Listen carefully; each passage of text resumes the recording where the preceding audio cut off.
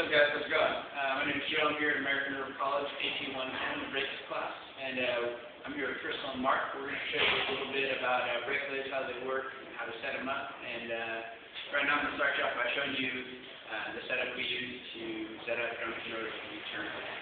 The first thing I want to show you, this is an adapter for a composite type rotor. Use two of these to sandwich the rotor to get it off the chuck.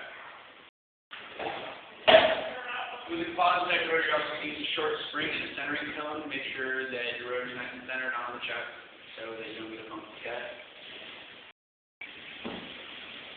With an older style one-piece rotor, you use a deeper adapter, and you also use a deeper cone with that center spring just to make sure that you get a nice even teeth.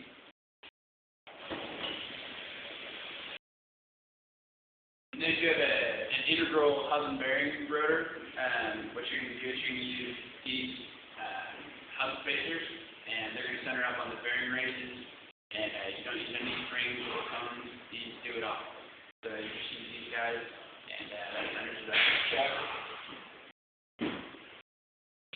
Alright, and then on every rubber rotor that we turn, we have three things we put on. We put on a spacer, a rubber, and a nut, always in that order. Spacer, rubber, nut. Always rubber before your nut, right, John? Also, on the right that we turn, we use the silencer band to take away the vibrations, give us a nice even cut. So this is a rubber with little weights on it. So it's got springs with rubber inserts. Take away the vibrations, like I said, give us a nice smooth cut. For a drum, we use a thicker, heavier band that's wrapped around the outside of the drum. So now Crystal's going to show you the setup, how we turn the drum. Hey, I'm Crystal, and I'm doing the drum, like Joe said, and you can see here's the drum with the band on it. And you come on the inside, you can see the adapter, but you can't see the spring or the cone, but it's in there. And on the outside, you can see the adapter, the spacer, and this is the rubber that he was also showing. And here's the left threaded nut, which turns this way rather than this way. And what you want to make sure you do on this machine is you want to make sure that this comes all the way out. Crank this all the way out. So this bit comes all the way in. And that way, you want to go full turn and a half to make sure that it's far enough out so you don't mess up your rotor when you turn it on and all that stuff. What you want to do is turn this all the way in, like that, and then you want to do a full turn and a half. And then you want to set up the bit, which I've already done here. And then after that, you want to turn this all the way back in, and then you want to step away from your drum in case this comes loose. You don't want to whack it in the face. It could be bad shape. You want to turn it on. Since it's so loud, we're not going to actually turn the drum for you guys today. We can show you just basically the gist of it.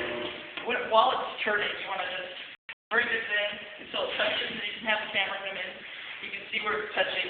And then as you turn it on, you just want to bring that bit all the way out and do what we call a scratch cut. And that'll take off the inner and the outer lip.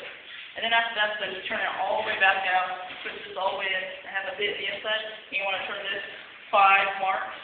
There's 1, 2, 3, 4, 5. And you want to turn it on and make sure that this bit is started on 2, which is the slower cut, because you always want your first cut to be your last cut.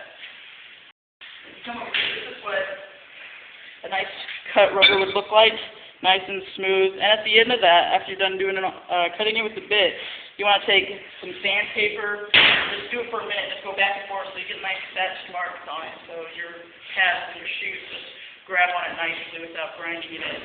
And we can go over here to Mark, and he's going to show us the rotor setup. Hi guys, I'm Mark. This is the rotor setup. Which setup is basically right here. We got an adapter inside here. Then we got a spring and a cone which you can't see. Then the rotor goes on to the second adapter. Then right here we got spacers, rubber nut. Tighten that all down, hand tight. We want to put our spring on, avoid any kind of vibration. Then here, we want to make sure before we get this thing going, we want to make sure this is all the way back, and then lock it down. Then we come in here, we want to set this in about 1/4 inch. And when we set that in 1/4 inch, we want to just, the machine's not on here, it's all manually turned right here. So instead of 1/4 inch, turn these bits in, then turn the machine on. As soon as it touches, then that's good enough. You want to pull it out, get the outside lip out, cut that. As soon as you cut that, manually you turn it in, just hand speed, not too fast, just get a nice scratch cut all the way in. When you get that all the way in, let it cut. The machine would be on. Right now, just to hear our voiceover, the machine's off. Get it all the way in there. As soon as we get it all the way in there, touching the inside of that rotor, We're going to turn this 4,000. It'll be really loud. We lock it in. Then we go ahead and set it on slow, and the machine will do the rest. Over here, this is what a rotor looks like when it's completely cut. This is a pretty clean rotor cut. Job's done. Oh, we got Joe over there. Alright guys, now I'm going to show you how we set up a hub type rotor. Like I said, we use those tenary cones rather than adapter strings into the little cones. So we have these bearing cones. You guys are riding here, they're riding on those races. So it's nice and centered up on those. Also, just because we don't have the bigger adapters, right here we have two spacers, and we always have a rubber and then a nut.